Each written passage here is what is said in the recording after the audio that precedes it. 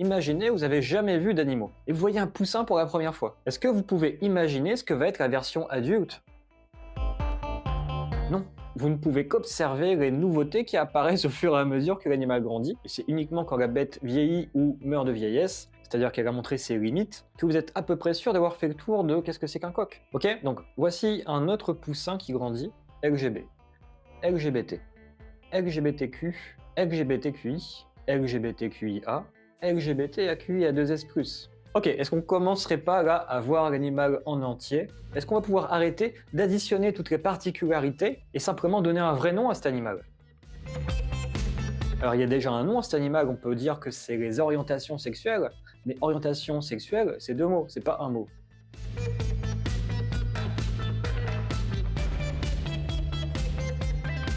Donc qu'est-ce qui se passe si on arrive à définir tout ça avec un seul mot? Et d'ailleurs, pourquoi c'est pas encore le cas? Pourquoi est-ce qu'il n'y a pas un mot simple qui sert à désigner tout ça? Peut-être parce que si ce mot existait déjà, les choses seraient différentes. Ça ne pourrait pas ne pas avoir de conséquences.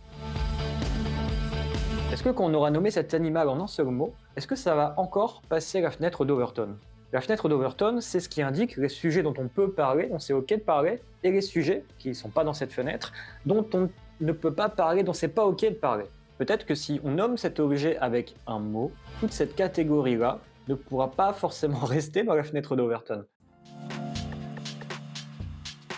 Alors, avant de nommer cette entité, certains d'entre vous demandent peut-être mais où sont passés les hétéros? Les hétéros sont pas mis dedans parce que LGBTQIA2S+, ça représente des orientations sexuelles minoritaires ou marginalisées, tout ce qui ne correspond pas à la norme, tout ce qui était traité de perversion ou de bizarrerie ou de kink. Sauf que cette norme hétéro, visiblement les modernes ont à cœur de la déconstruire, et vous savez quoi? S'ils y arrivent, c'est que quelque part ils ont raison. On ne peut détruire que ce qui est destructible, on ne peut déconstruire que ce qui est déconstructible. Par contre, en déconstruisant cette norme, tout ce qui déviait de la norme, tout ce qui était considéré comme pervers, bah ça disparaît. Je veux dire que si la norme n'existe plus, la perversion n'existe plus.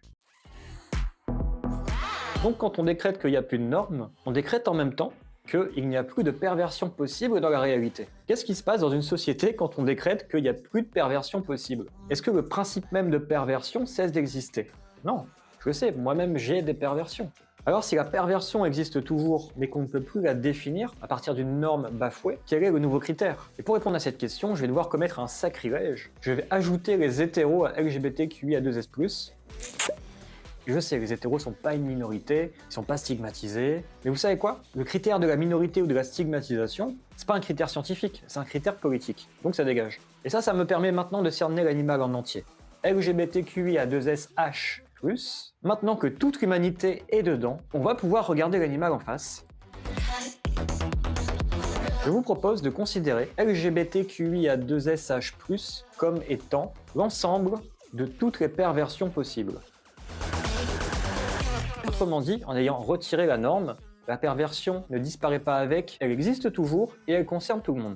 Et tant que les hétéros n'étaient pas intégrés à l'équipe, on ne pouvait pas s'en rendre compte, parce que ça aurait été homophobe de dire « voici la catégorie des gens pervers ». Mais si je mets les hétéros avec, ok, attends, où est-ce que tu veux en venir, Trigor? Pourquoi est-ce que tu traites tout le monde de pervers?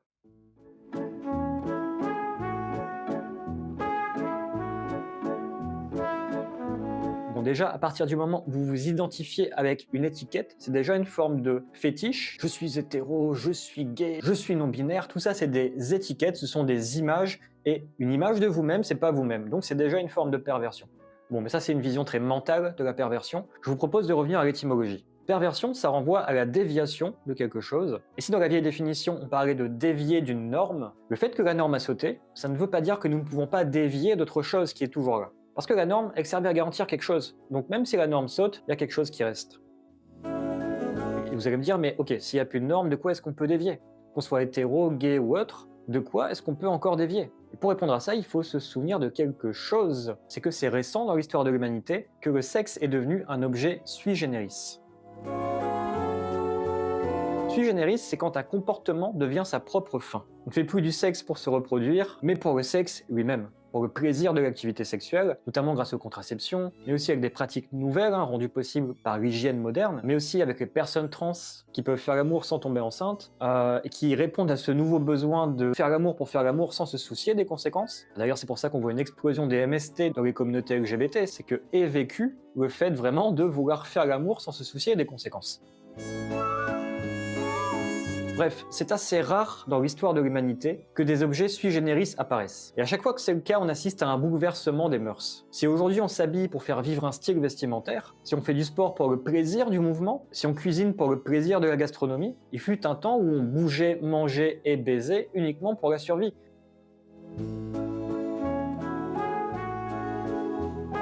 C'est comme ça qu'est apparue la norme hétérosexuelle, qui était une norme basée sur la peur de ne pas survivre. Ça s'est rationalisé avec des textes sacrés, etc. Mais maintenant qu'on est 10 milliards sur Terre et qu'on fait l'amour pour le plaisir de faire l'amour, l'hétérosexualité n'est pas si différente de l'homosexualité. Quand un hétéro fait l'amour à 99% du temps, ce n'est plus pour se reproduire, c'est pour le plaisir de la chair. Donc l'hétérosexualité rejoint toutes les perversions, entre guillemets, que l'hétérosexualité rejetait. C'est à cause des hétéros eux-mêmes que le mot hétéro arrive en dernier dans l'animal. Dès que l'être humain commence à faire l'amour pour le plaisir de faire l'amour, peu importe votre genre, ce que vous voulez vivre, c'est la qualité de l'instant présent pour lui-même. Et ça veut dire que le nouveau critère pour éviter la perversion, c'est la présence. Fini la norme, la sexualité moderne s'inscrit dans un enjeu de présence à soi et de présence à l'autre. Et en cas de non-présence à soi ou de non-présence à l'autre, par exemple un déni de consentement, eh bien peu importe votre orientation sexuelle, les modernes vont juger votre sexualité comme perverse.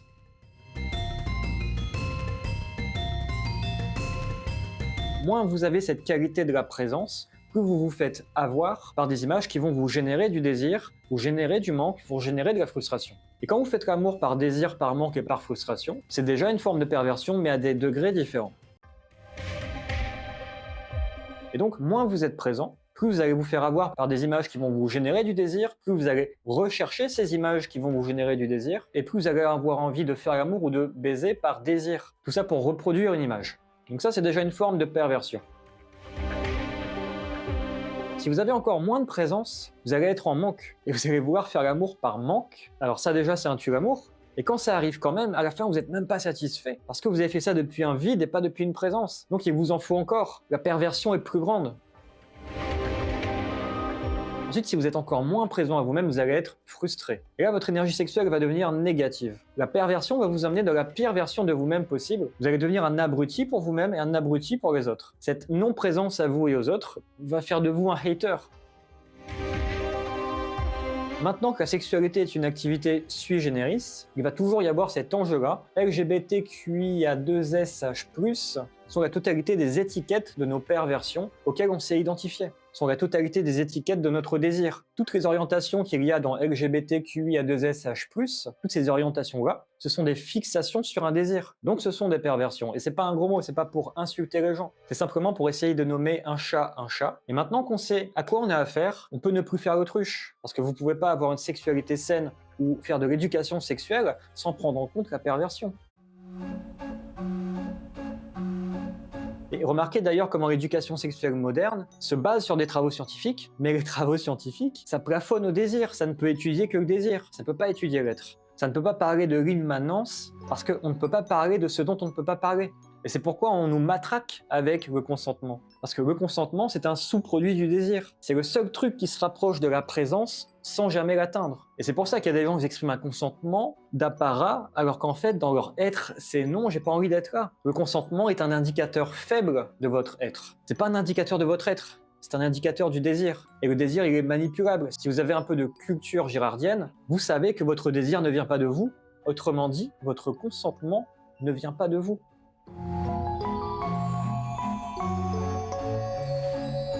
Et c'est pour ça qu'il y a des gens, ils patinent avec le consentement. Le consentement, c'est jamais assez. Il faut toujours rajouter plus de consentement pour être vraiment sûr de se trouver. Mais même avec le consentement, ils n'arrivent pas à se trouver. On leur a fait croire qu'ils allaient se trouver avec le consentement, sauf que la sexualité se passe pas au niveau du désir, elle se passe au niveau de l'être. D'ailleurs, la formation Secret de sexualité est en description. C'est une formation qui est compatible avec absolument toutes les orientations sexuelles. D'ailleurs, c'est même pas un sujet dans la formation. Pourquoi ? Parce que ça vous regarde. Le sujet, c'est la présence et la multitude des indicateurs possibles de la présence. Bref, petite dédicace aux droitards qui m'écoutent. Non, la décadence de la société ne vient pas des LGBT, mais c'est dans les LGBTH+, etc., hétéros y compris donc, qu'on trouve la décadence. La décadence, c'est chez les personnes qui ne développent pas cette qualité de la présence. On a vu ça récemment avec l'affaire Gisèle Pelicot. C'est un mari hétérosexuel totalement pervers dans le sens où la présence de sa femme n'était pas écoutée, elle n'était pas souhaitable. Sa femme a été droguée et violée par 50 personnes. Est-ce qu'on est dans la présence ou est-ce qu'on est dans l'absence? Est-ce que les LGBT sont responsables de ça? Non. Pour ce qui est de la perversion, on est tous au même niveau. D'ailleurs, un truc, les journalistes ont appelé ça la soumission chimique. Ça, je trouve que c'est terrible parce que ça montre une fascination pour les drogues du violeur. Pourquoi? Parce que, imaginez une personne est dans le coma, et vous arrivez, vous mettez votre doigt dans son nez là. Est-ce que cette personne est en train de se soumettre à vous? Non, elle est juste en train de dormir en fait. Quand quelqu'un vous utilise comme un objet sans votre consentement, vous n'êtes pas en train de vous soumettre. Mais ça, les gens qui n'ont pas de présence à eux-mêmes et aux autres, ils ne peuvent pas le comprendre, parce que pour le comprendre, justement, il faut de la présence. Donc les mecs, ils aiment bien se raconter qu'ils sont tout puissants et qu'ils ont le pouvoir de soumettre quelqu'un par la drogue. Mais c'est pas de la soumission, c'est une forme de coercition. Et je trouve ça scandaleux que cette non-présence perverse est rebrandée en mode sexy, quasiment marketée, sous le terme de soumission chimique. Parce que moi, spectateur, si je suis un gros frustré de la vie, et qu'il existe un objet que je peux acheter qui peut me permettre de soumettre des gens, mais je vais avoir envie d'acheter ça et de l'utiliser en fait. Les mecs sont totalement cons d'utiliser l'expression soumission chimique. Ils sont en train de créer du désir chez des frustrés pour une drogue de violeur.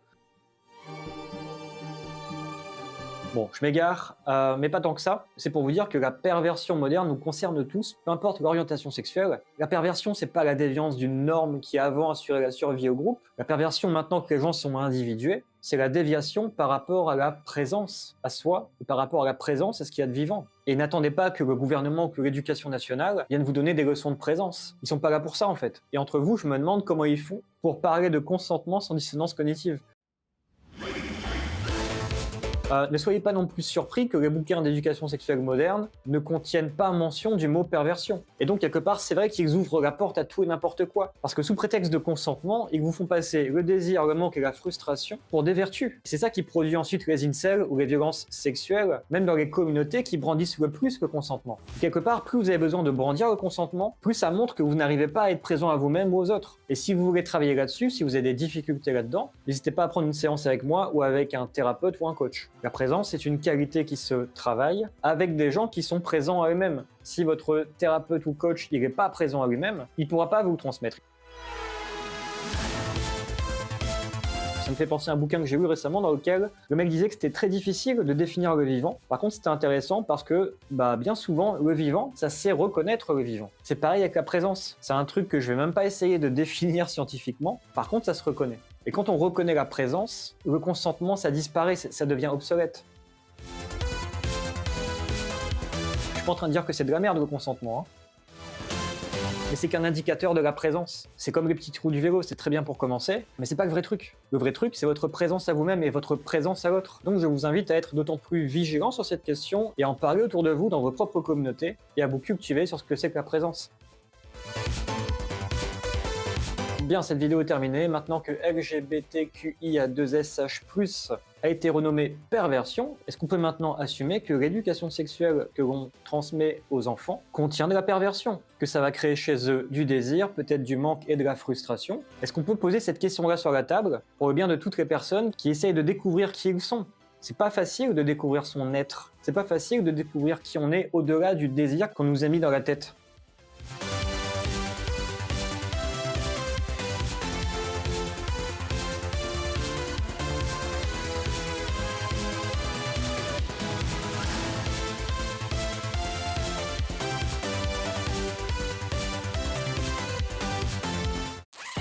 Et j'ai une question pour ceux qui voudraient refuser le mot perversion pour catégoriser l'ensemble des orientations sexuelles. J'ai une question pour vous. Est-ce que c'est un rejet émotionnel parce que vous n'avez pas envie d'être considéré comme pervers? Vous pensez que ça ne vous concerne pas? Vous pensez être immunisé à la perversion? Pour finir, petit mot sur les intersexes. Je m'y connais pas du tout là-dedans, donc je vais me taire. Sur les asexuels, peut-on parler de perversion pour ceux qui, justement, se privent de sexualité? Encore une fois, ça dépend à quel point c'est fait depuis une présence à soi ou depuis une absence à soi. Et dans tous les cas, cette étiquette-là revendiquée, quand elle est revendiquée dans un groupe qui lui-même est sexué, se proclamer asexuel, ce n'est pas innocent. Ici, à l'Institut Psyalité, on ne cherche pas à se proclamer innocent, on cherche à grandir, on cherche à toujours se responsabiliser un peu plus, et ça veut dire lâcher des bribes d'innocence. Voilà pourquoi c'est pas que je crois pas à l'innocence. L'innocence est un sentiment, et ce sentiment, j'essaye de m'en défaire le plus possible. Donc si vous avez envie de vous croire innocent, il n'y a pas de souci. Mais ici, je vous invite cependant, si vous vous considérez comme asexuel, à le faire en vous responsabilisant, et en comprenant que dans un groupe qui est sexué, ça crée quand même des tensions sexuelles de se dire asexuel, alors que vous êtes peut-être une personne charmante ou désirable. Dans un contexte où il y a des gens qui meurent de faim, vous ramenez un buffet, vous dites c'est pas pour manger, c'est pas innocent. Je dis pas qu'on peut pas vous respecter, je dis juste que ça va créer des tensions. Et nous ici à l'Institut Psyalité, on est là pour détecter les tensions avec lesquelles on se promène, on est là pour détecter les tensions qu'on co-crée par ce qu'on fait et par ce qu'on ne fait pas. Enfin, sur l'acronyme 2S, ce qui signifie Two Spirit, aucune idée de ce que ça veut dire, ça m'intéresse même pas. Je ne suis pas un passionné d'orientation sexuelle, alors venez pas me faire la morale sur tout ce que j'aurais raté, pas dit, pas documenté, je sais pas quoi. Moi, je suis passionné par la présence, et ça ne s'apprend pas, ça se vit, ça peut se transmettre éventuellement. Et si vous voulez en savoir plus, n'hésitez pas à me poser des questions en commentaire ou sur le Discord. C'était Trigor, merci de vous abonner et de commenter si cette vidéo vous a inspiré. Je réponds à tous les commentaires que je trouve sympathiques. Si parfois vous avez des commentaires un petit peu rentre dedans, pourquoi pas tant que c'est respectueux. Si vos commentaires sont supprimés, c'est que soit vous avez été beaucoup trop insultant, et ça c'est très rare, la plupart du temps vous êtes bienveillant, soit vous avez utilisé des mots qui sont strike ou ban par YouTube, et YouTube supprime beaucoup plus de commentaires que moi sous mes vidéos. Je suis le premier attristé de ça, parce que moi j'aime bien quand c'est un peu rock'n'roll, donc je vous invite à faire attention aux mots que vous utilisez, pour que je puisse répondre à vos commentaires. Et je vous dis à bientôt pour une prochaine vidéo.